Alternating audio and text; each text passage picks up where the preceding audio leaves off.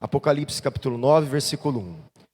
O quinto anjo tocou a trombeta e viu uma estrela que tinha caído do céu sobre a terra. Lembra que é um anjo, tá? Um mensageiro, um anjo estrela, independente aí de onde vem, é um mensageiro de Deus que faz algo aqui. Ele foi dada a chave do poço do abismo. Ela abriu o poço do abismo e dele saiu fumaça como a fumaça de uma grande fornalha. E o sol e o ar se escureceram com a fumaça saída do poço. Também da fumaça saíram gafanhotos para a terra, e lhes foi dado poder, como o poder que tem os escorpiões, da terra. E lhes foi dito que não causassem dano à erva da terra, nem a qualquer coisa verde, nem a árvore alguma, tão somente as pessoas que não têm o selo de Deus na testa. Também não lhes foi permitido que os matassem, mas que os atormentassem durante 5 meses. E o seu tormento era como o tormento de escorpião quando fere alguém. Naqueles dias as pessoas buscarão a morte e não a encontrarão. Também terão desejo de morrer, mas a morte fugirá delas. Nós desenvolvemos aqui o entendimento e a compreensão de algumas metáforas. A gente viu sobre a fumaça, como no Antigo Testamento a fumaça ela aparece em momentos que tem a ver também com o juízo de Deus. Vimos a semana passada sobre os gafanhotos, que também é uma outra imagem que trazia pragas, devastação. Outros momentos os gafanhotos simbolizavam, lembra que eu falei? Simbolizavam invasões de exércitos, poderiam ter esse simbolismo também.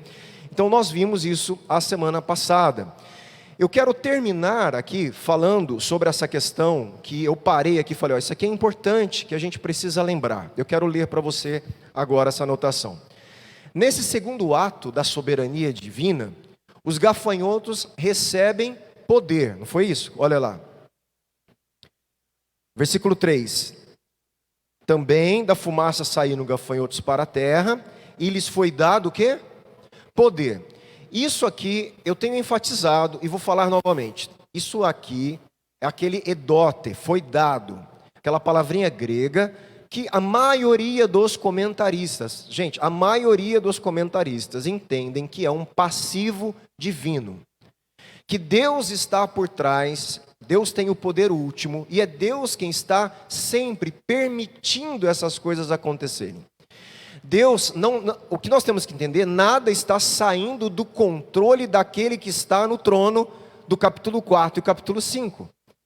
Ele está soberanamente assentado sobre o trono, dominando soberanamente todas as coisas. Então essas questões malignas e demoníacas também não fogem ao controle de Deus. Em última instância vai fazer a vontade de Deus. Então esse foi dado, não foi permitido. Quem não permitiu? Quem que deu o poder? Entende-se na grande maioria dos comentaristas de Apocalipse que é o próprio Deus que está por trás dessa ação. Como ele não está fazendo acontecer, não fala então Deus deu o poder, porque não é ele que está fazendo acontecer naquele momento aquele ato.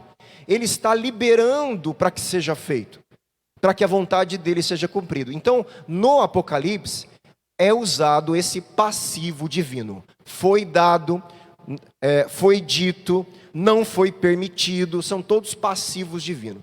Tá claro isso? Dá para entender? Então, o que isso significa? Que Deus está, em última instância, por trás. Deus está controlando, limitando os eventos. Nós vamos ver, existe uma limitação de Deus. Gente, é mais ou menos, vamos lá, vamos tentar pegar uma coisa para você entender mais claro o que eu estou falando.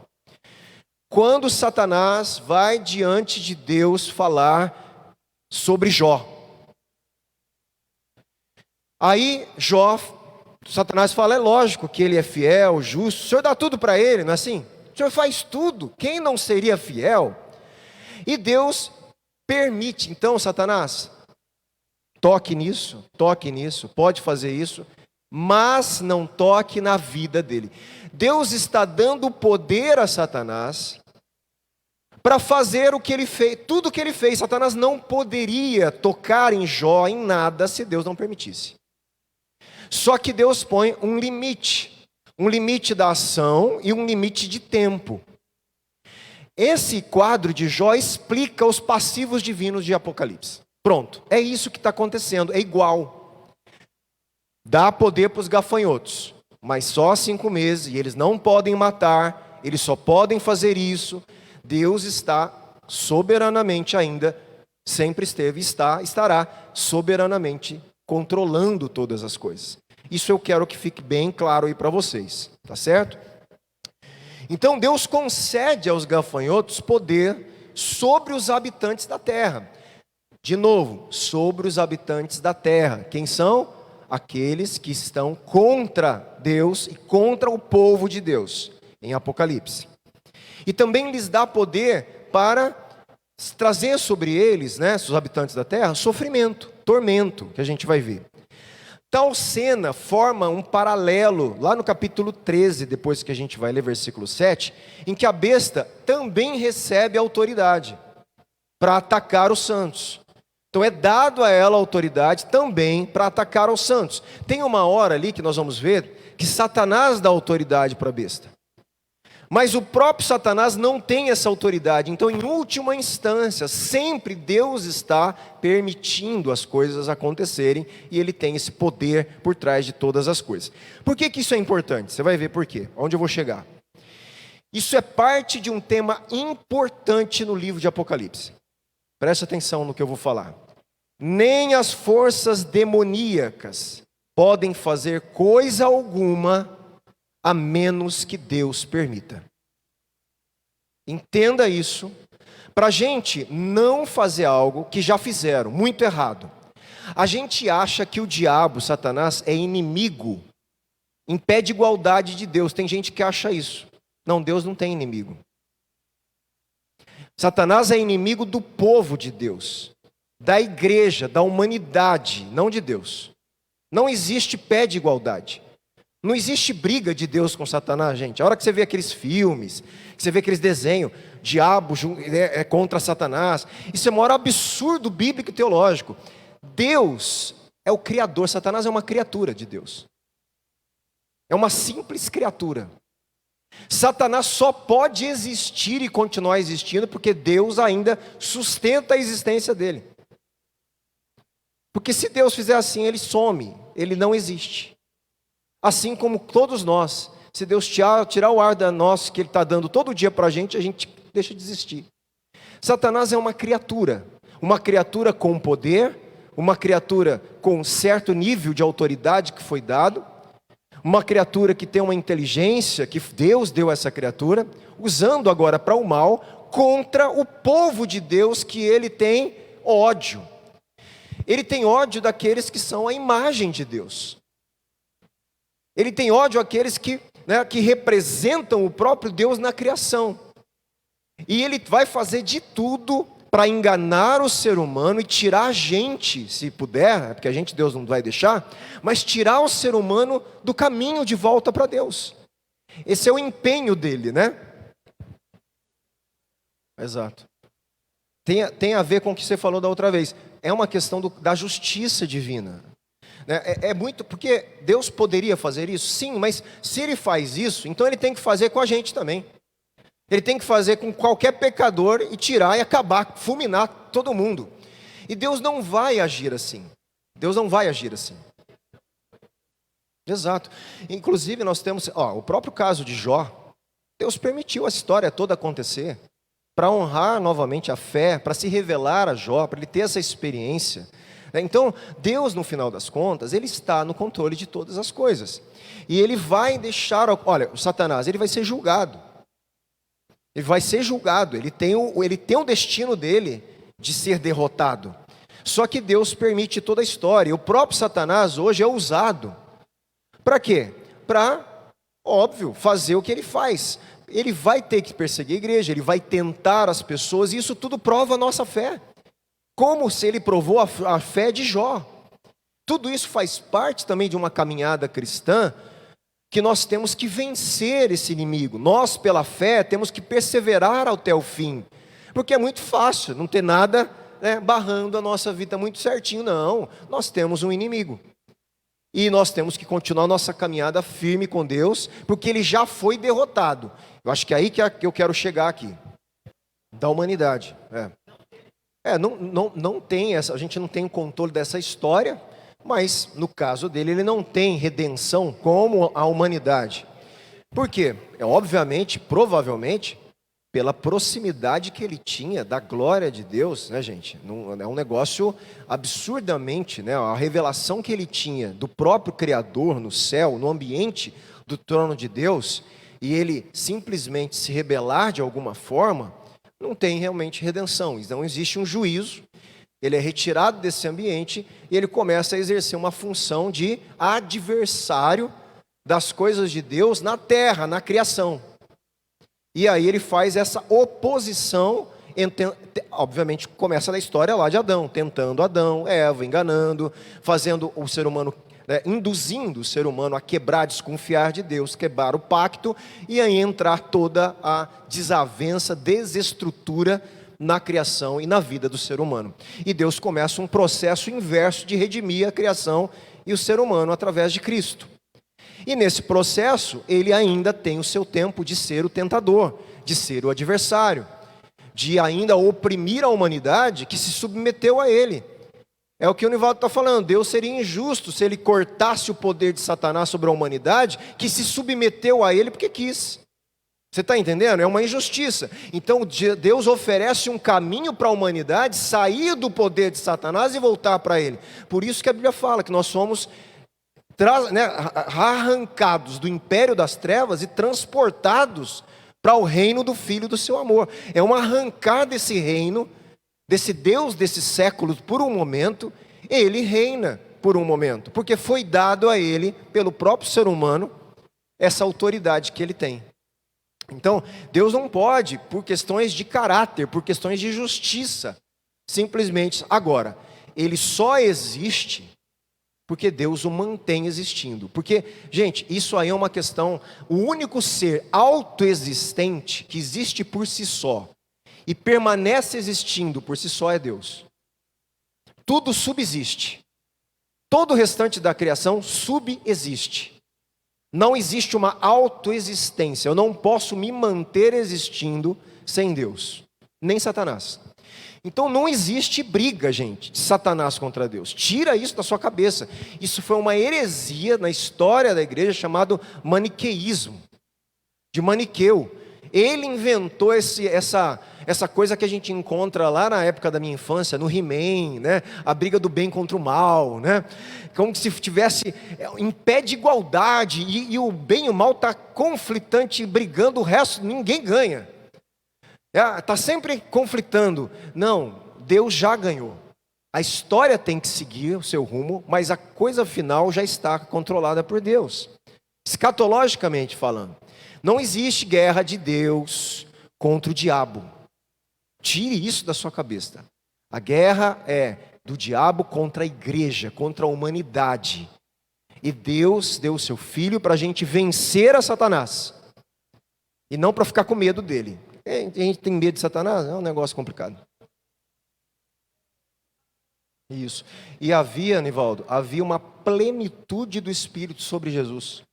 Que não há essa plenitude. O Espírito está em nós, mas por não termos a natureza perfeita que Cristo tinha, não há uma atuação plena do Espírito em nós. Jesus tinha uma atuação do Espírito Santo, quando ele vem no batismo, plena. Então, aquela sabedoria de revelação vinha de todo esse potencial que veio ungir o Messias. Ele foi um homem cheio dessa plenitude do Espírito por ter se esvaziado. E ele dá, por isso que a igreja se beneficia dessa unção quando estamos em Cristo. Quando estamos em Cristo, a unção do Messias para cumprir a missão vem sobre a igreja. Por isso nós nos tornamos pequenos cristos, representantes da comunidade do Messias ressurreto, que também temos o poder do Espírito para testemunhar o mesmo Espírito que estava sobre ele. Em conexão com ele, nós temos essa... Por isso ele agracia-nos com o mesmo Espírito, que está sobre ele, e ele agracia-nos com o mesmo ministério, que é de implantar o reino de Deus. Agora vocês vão anunciar o reino através do Messias que ressuscitou. Então isso é uma beleza do evangelho aí. Agora lá, vamos captar essa ideia. Muitas pessoas então têm a ideia errada que Satanás recebeu a autonomia de Deus e pode fazer tudo o que ele deseja.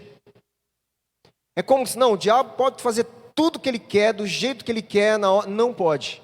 Ele tem limitações. É um poder muito grande? É, gente.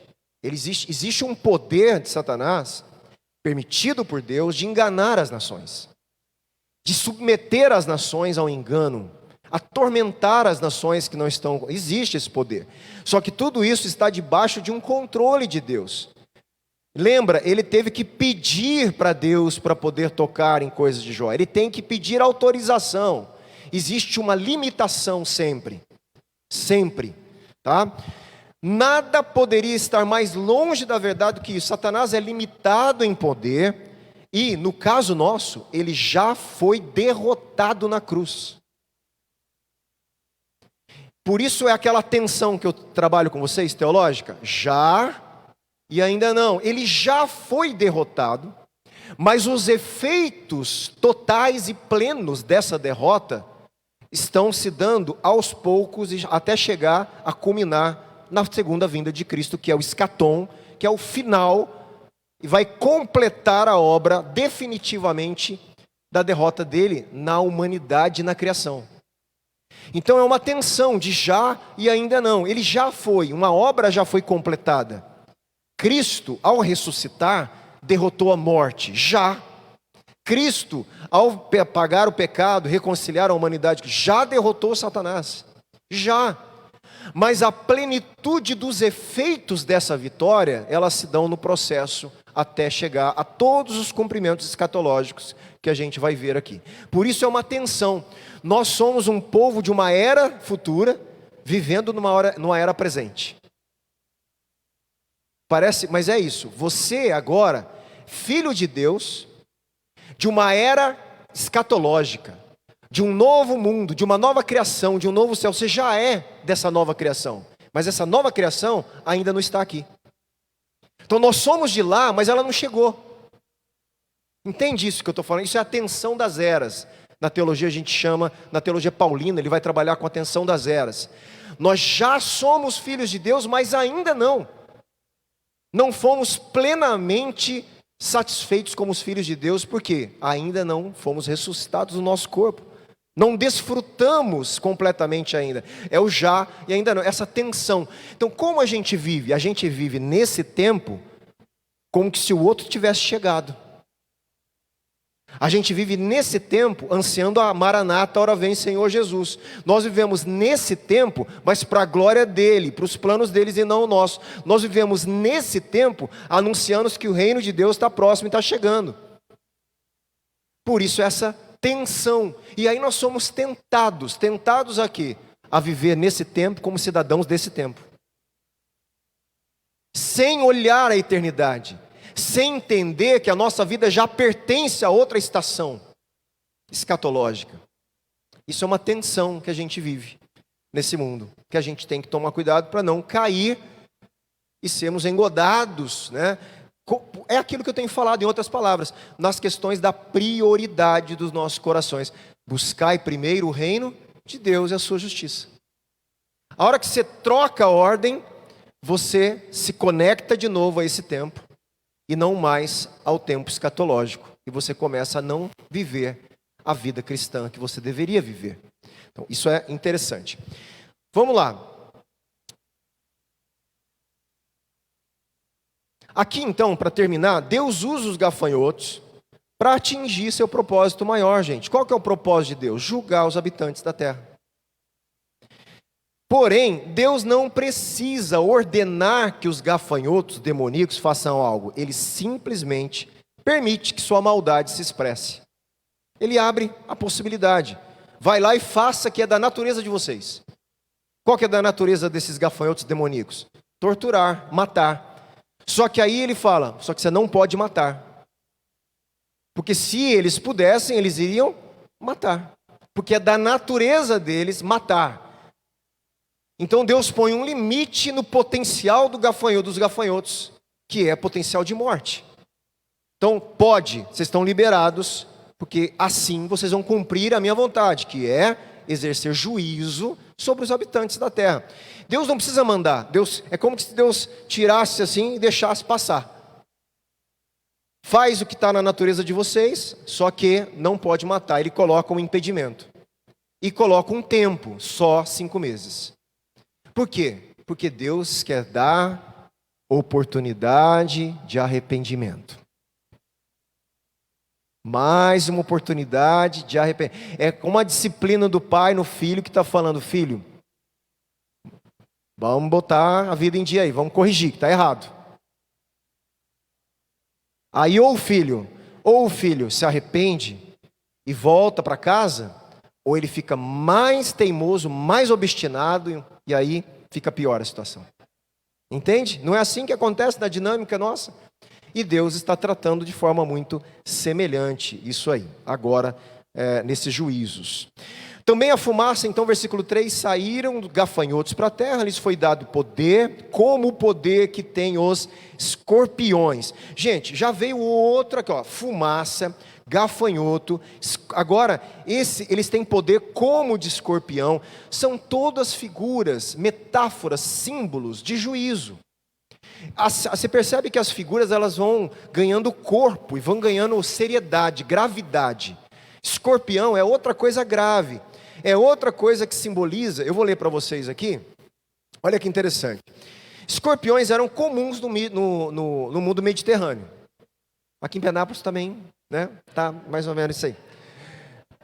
Tá mais ou menos aí. Não sei se é os mesmos, né? Mas lá o negócio era complicado lá. O Antigo Testamento relaciona o escorpião com serpentes. Olha que interessante. Lembra que Jesus fala? Pisarão em serpentes e escorpiões. Por que Jesus fala isso?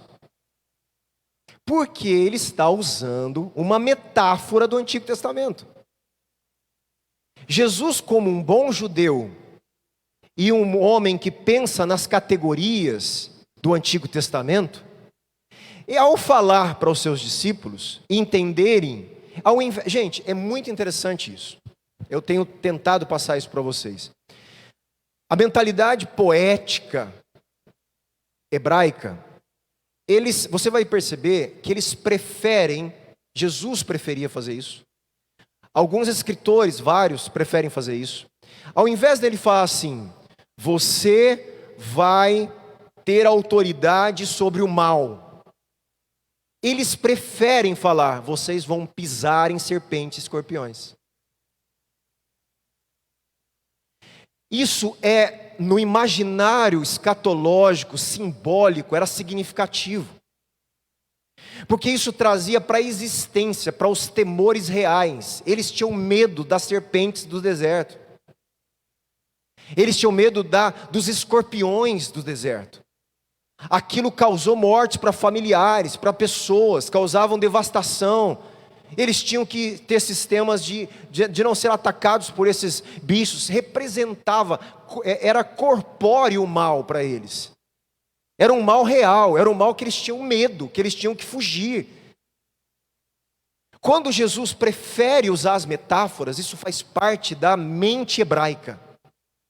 Então, ao invés dele falar: vocês vão ter autoridade sobre o mal, porque é isso que significa isso, ninguém vai sair aí pisando em cobra e escorpião, não é isso. Ele usa a metáfora: vocês vão pisar serpentes e escorpiões. É metafórico, por causa de toda a estrutura de imagem que os judeus tinham, de diversas coisas. Isso é muito importante para a gente ler a Bíblia corretamente. Por exemplo, vou dar outro exemplo. Por que era importante Jesus ir lá no barquinho, lá onde a minha mãe passeou, no Bar da Galileia, que é um rio grande, né? Eles chamam mar, porque na época a palavra grega para rio e mar era a mesma, eles não tinham uma diferença, então virou Mar da Galileia, Tiberíades.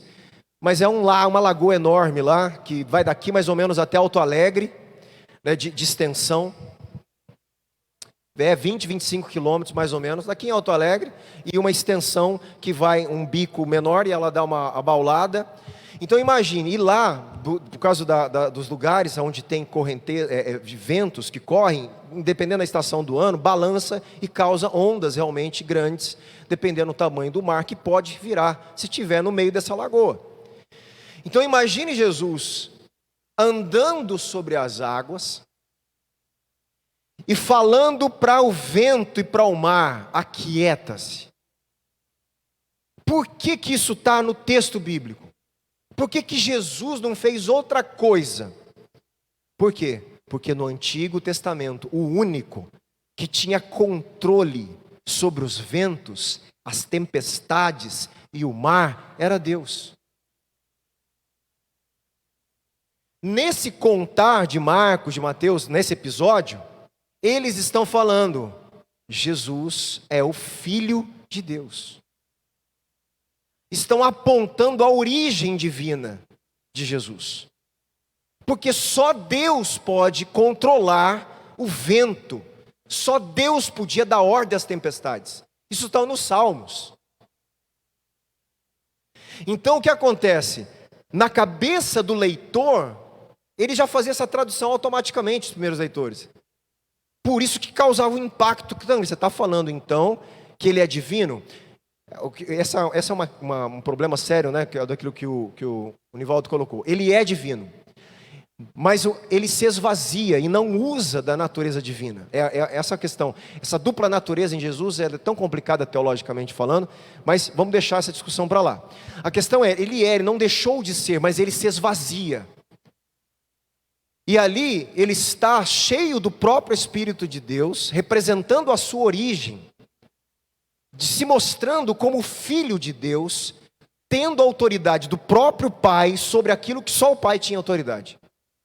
Essa conexão é muito forte, é muito forte. Então você percebe que são imagens, são histórias e metáforas que criam uma coisa que é muito mais impactante do que eu falar assim: Jesus é Filho de Deus. Para eles, Jesus dá ordem à tempestade e ao mar e obedecer, falava isso, mas de uma forma muito mais impactante. Mexia com o imaginário, mexia com a teologia, mexia com aquilo que eles acreditavam. Então, os autores bíblicos recorrem a narrativas, recorrem a poesias, recorrem a simbolismos, metáforas, para trazer um conceito que ele podia falar de uma forma muito mais simples, da nossa cabeça. Mas eles falam: não, se eu falar de forma simples, não dá o impacto real, corpóreo, eles não vão sentir o medo do escorpião. Muitos ali tinham passado medo, podiam ter se picado, deveriam ter passado pelo tormento da dor do escorpião, visto uma serpente, sobrevivido, outros mortos. Eles tinham experiências dentro da comunidade com esses animais, com esses bichos. Quando Jesus fala: vocês vão pisar serpente e escorpião, é tão forte para eles. Nós vamos ter autoridade sobre o mal. E é exatamente isso que vai acontecer nessa trombeta, porque esses gafanhotos têm esse tipo de autoridade de escorpião, de causar dor. E os selados não vão ser atormentados pelos escorpiões. Olha como cumpre-se o que Jesus falou.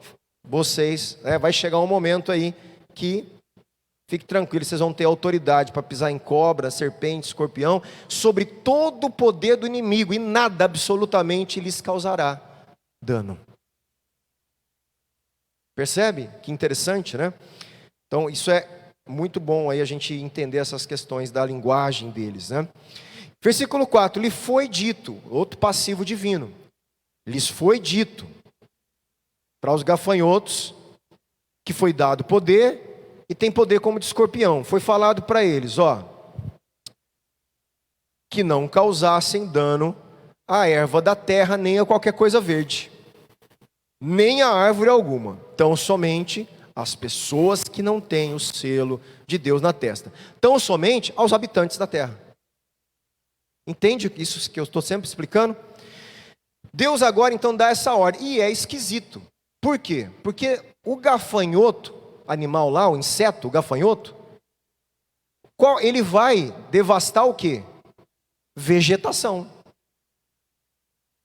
Gafanhoto não vai torturar o ser humano diretamente. Esse tipo de gafanhoto é o contrário. Eu estou proibindo de você tocar em vegetação, você só vai torturar o ser humano. Você vê que, gente, é tudo figura de linguagem, né?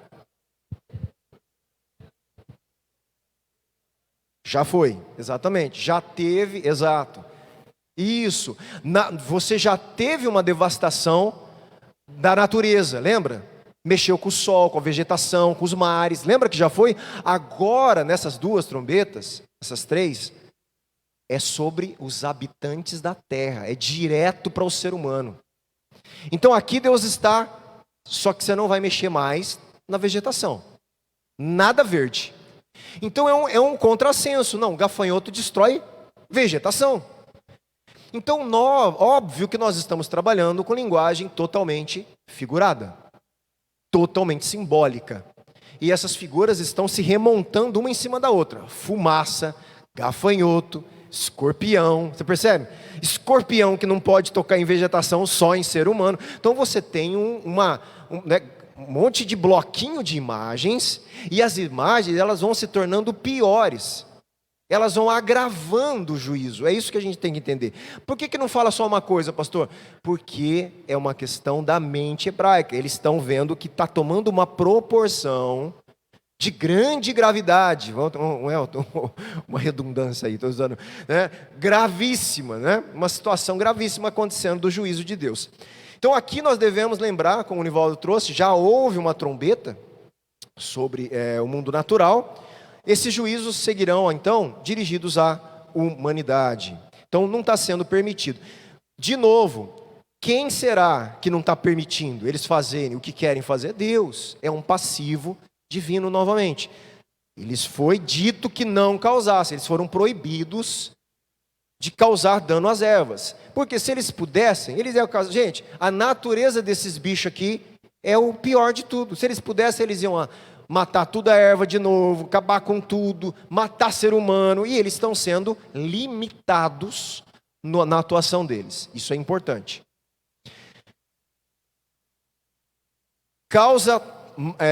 Vai causar mal aí às pessoas, então, mas não aos selados. Então, de novo, nós temos essa questão do selo vindo à tona. A menção do selo de Deus na testa traz de volta os selados lá do capítulo 7 que a gente já estudou, que foi selado. Quando os santos foram selados, para quê? Porque eles foram selados na época que a gente falou. Para mostrar que eles eram propriedade particular de Deus. Eles são meus. Eles não são a mesma coisa, eles estão aí na terra, mas eles não são os habitantes da terra mais. Eles são meus, propriedade minha, e eu cuido deles. Então, é uma questão aí de proteção, de derramamento da ira de Deus. É assim, a minha ira não é para eles. Eles são meus, são minha propriedade. Eles são selados. Porque tudo isso que a gente está vendo aqui, gente, faz parte da ira de Deus. Faz parte de Deus, lembra? Respondendo à oração dos mártires. Até quando, Senhor? De repente Deus começa a julgar os habitantes da terra que mataram os mártires, que perseguiram a igreja. É isso que está acontecendo. Não perca isso de vista. Não perca o capítulo 4, capítulo 5, do trono de Deus, da soberania de Deus, do ambiente do trono. Tudo isso é ao mesmo tempo. Todas essas coisas estão escritas, mas Deus está lá no trono, governando, os seres celestiais estão lá, há uma atividade dos seres celestiais, dos finais dos tempos, está tudo acontecendo. Os mártires estão lá clamando, Deus está agora respondendo a oração deles. Então olha como é uma dinâmica realmente de finais dos tempos. Isso acontece, a gente viu o paralelo, né, com as pragas do Egito, lá em Êxodo, como a gente já falou. Quando Deus traz as pragas do Egito, o povo judeu não sofre com as pragas. Deus separa, certo? O seu povo, e eles não são afetados diretamente pelas 10 pragas. Então, eles são ali, vou usar essa linguagem só para a gente entender, é como se eles tivessem sido selados ali. Óbvio, a gente vê algo mais específico na última praga, quando o sangue do cordeiro é passado na verga das portas, e o anjo da morte, Páscoa, né? Passa por cima da casa dos hebreus, e ele não entra, não acessa o primogênito da casa. E ele tem que passar, ele não pode, ele não tem autorização para tirar a vida daqueles que estavam sendo selados pelo sangue do cordeiro. Então, de forma muito semelhante, você percebeu que, lembra que algumas trombetas lembram algumas pragas do Egito? Granizo, gafanhoto. Então, lembra que eu falo que são alusões, para dar um entendimento de algo que pode estar acontecendo aqui semelhante, e está mesmo. Porque do mesmo jeito que está vindo pragas, Deus está selando um povo. E dizendo que sobre eles também não virá as pragas que ele está liberando para acontecer nessa época aqui. Tá? Isso é interessante. Entretanto, aqueles que rejeitam Deus e o seu selo enfrentarão a ira de Deus e a ira do Cordeiro. Capítulo 6, versículo 16, 17, fala da ira, do dia do Senhor, da ira. Você percebe que é cíclico, né? Por quê? Porque está chegando o momento da ira do Cordeiro. E lá em capítulo 6 já aconteceu. É como se ele retoma o ciclo de novo, retoma uma certa gravidade, aquilo parece que foi um anúncio do que vai acontecer, e ele retoma. Isso é também um movimento interessante do livro. Versículo 5. Passivo divino. Também não lhes foi permitido. Então, foi dado poder, lhes foi dito, não lhes foi permitido que matassem. Então, você não pode tocar na vegetação, só nas pessoas, nos selados não, mas nessas pessoas que vocês podem tocar, vocês estão proibidos de matar. Não lhes foi permitido que os matassem, mas que os atormentassem durante 5 meses. Essa palavra aqui é forte. Tá?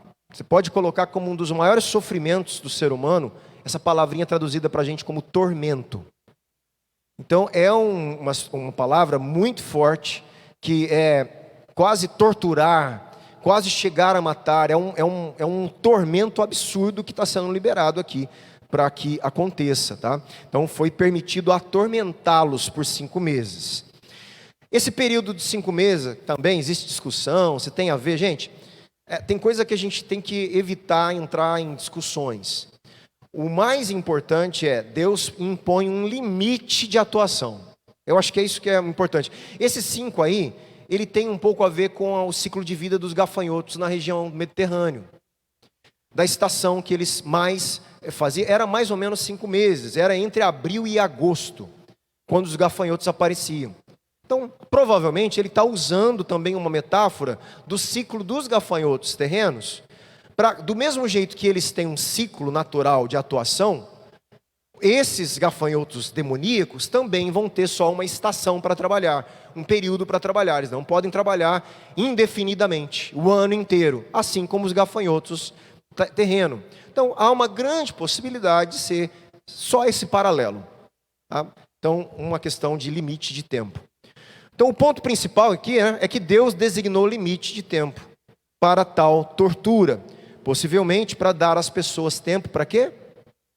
Para se arrependerem. Certo? E aqui para a gente encerrar, versículo 6.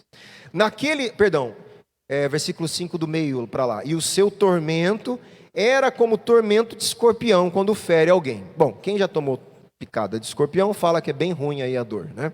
E a gente sabe que tem tipos de escorpião. Talvez lá, não sei se é pior, né? A gente não sabe. Deserto normalmente é pior, né? Coisa dos desertos.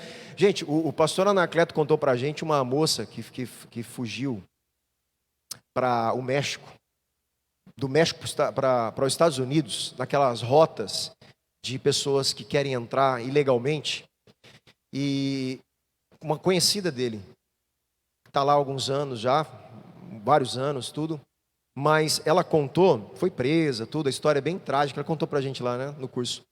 E essa moça, ela contou um episódio que chocou muito o pastor Anacleto, porque eles tiveram que, em alguns momentos, posar, eles tinham marcas de pouso pelos pessoal que fazia o tráfico, né, dessas pessoas de entrada ilegal. E um dos lugares era no deserto.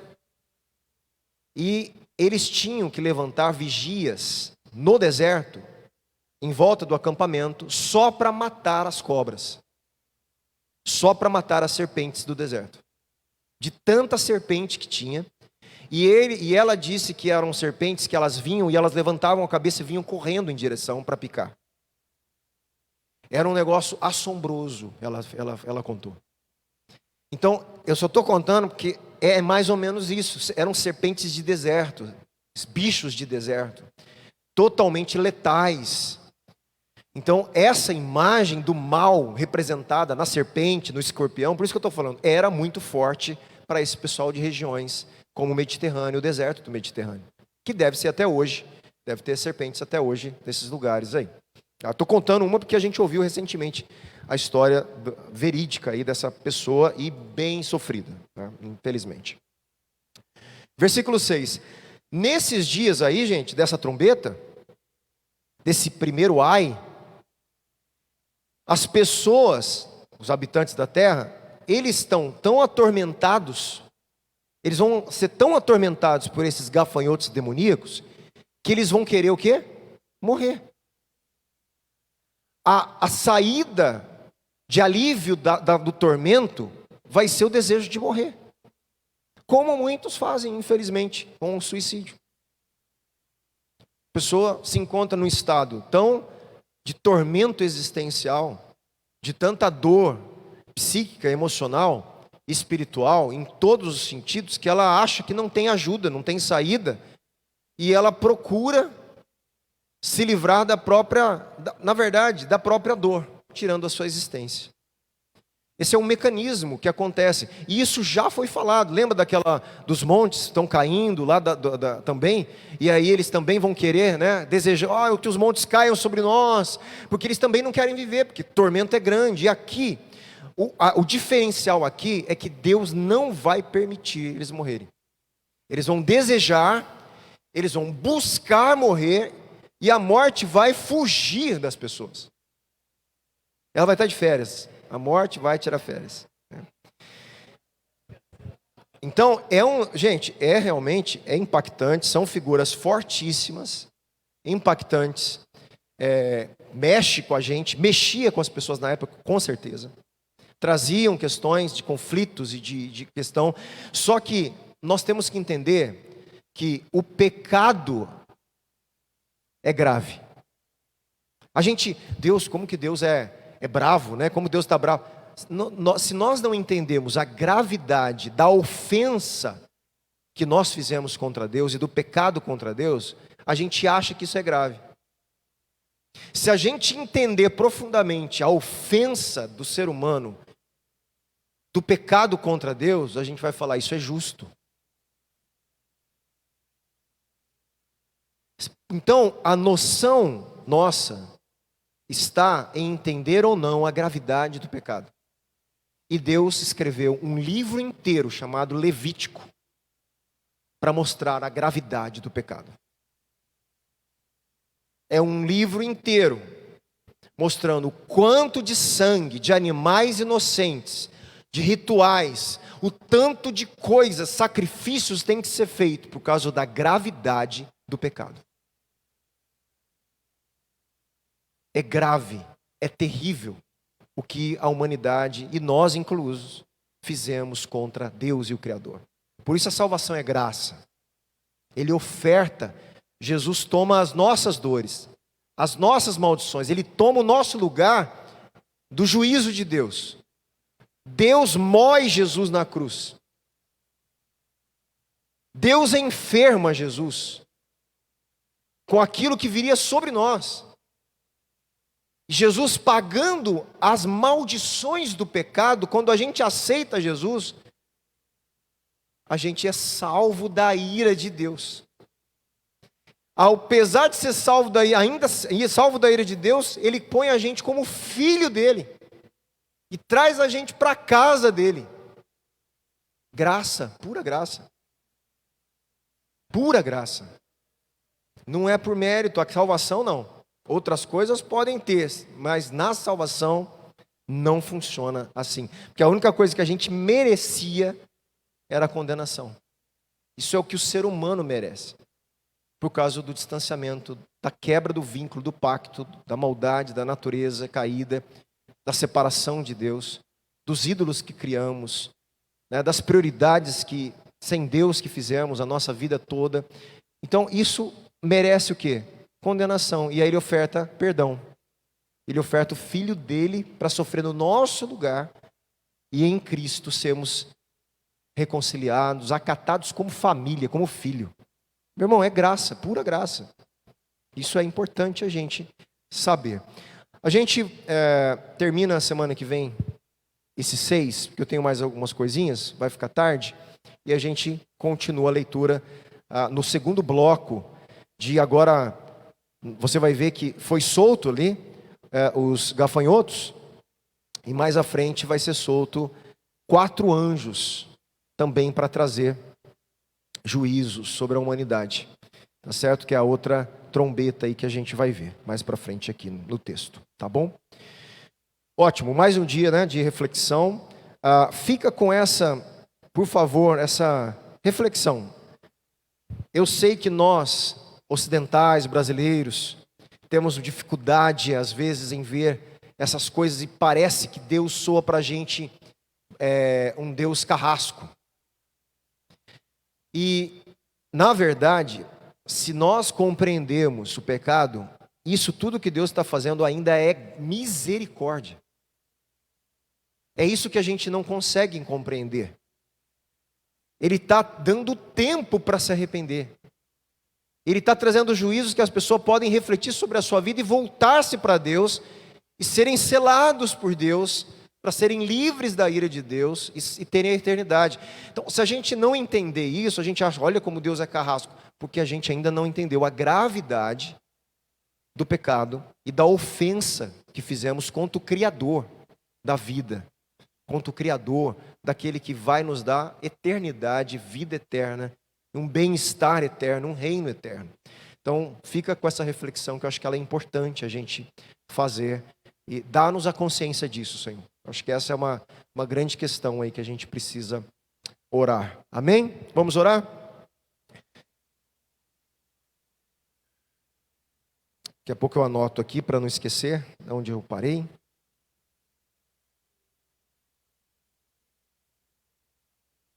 Vamos orar. Pai, obrigado, Senhor, por mais um dia de estudo bíblico, mais um dia que clamamos, Pai, que novamente aqui clamamos que outras pessoas da nossa comunidade, da nossa igreja, sejam despertadas no coração delas, para o desejo de estudar a sua palavra, de estudar junto como comunidade, ler os livros da Bíblia juntos, entendê-los, aplicá-los na nossa vida, no nosso dia a dia. Sabemos que só o Senhor pode fazer isso. Espírito Santo de Deus, traz esse reavivar na vida das pessoas que estão precisando. Traga, Senhor, o desejo, traga, Senhor, de verdade um coração totalmente rendido à Tua vontade, à Sua palavra, ao Evangelho, à pessoa de Cristo, que possamos juntos crescer nesse conhecimento, na graça, no conhecimento de Cristo a cada dia. Dá-nos o temor necessário para vivermos essa vida, dá-nos a graça que nos permite continuar perseverando até o fim, perseverando na fidelidade da fé, perseverando na vida cristã que glorifique em primeiro lugar o Seu nome, Pai.